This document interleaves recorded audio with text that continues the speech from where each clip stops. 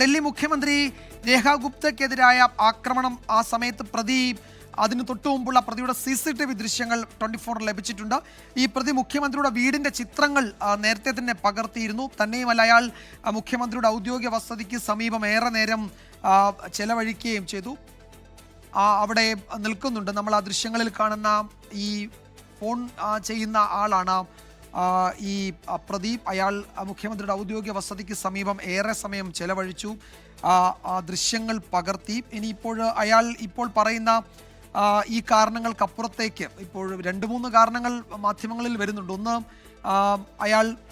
അയാളുടെ അമ്മ പറയുന്നത് ഈ തെരുവ് നായ്ക്കളോട് വലിയ സ്നേഹമായിരുന്നു. തെരുവ് നായ്ക്കൾക്കെതിരായ സുപ്രീം കോടതി ഉത്തരവിന് ശേഷം ഇയാൾ വളരെ അസ്വസ്ഥനായിരുന്നു എന്ന് പറയുന്നു. അതിനു മുമ്പ് ഇയാളുടെ ഏതൊരു ബന്ധു ജയിലിലാണ്. ജയിലിലുള്ള ബന്ധുവിനെ പുറത്തിറക്കാൻ സഹായിക്കണമെന്നാവശ്യപ്പെട്ടാണ് അയാൾ മുഖ്യമന്ത്രിയെ കാണാൻ പോയതെന്ന് പറയുന്നു. പക്ഷേ ഈ രാജേഷ് എന്ന് പറയുന്ന ഈ പ്രദീപ് അയാൾ ഒരു സ്ഥിരം കുറ്റവാളിയാണെന്നാണ് ഡൽഹി പോലീസ് പറയുന്നത്. എന്തായിരുന്നു അയാളുടെ ലക്ഷ്യം എന്നൊന്നും ഈ ഘട്ടത്തിൽ വ്യക്തമല്ല. അയാൾ മുഖ്യമന്ത്രിയുടെ ഔദ്യോഗിക വസതിക്ക് സമീപം ഏറെ സമയം ചെലവഴിച്ചു. ആ ദൃശ്യങ്ങളൊക്കെ പകർത്തി.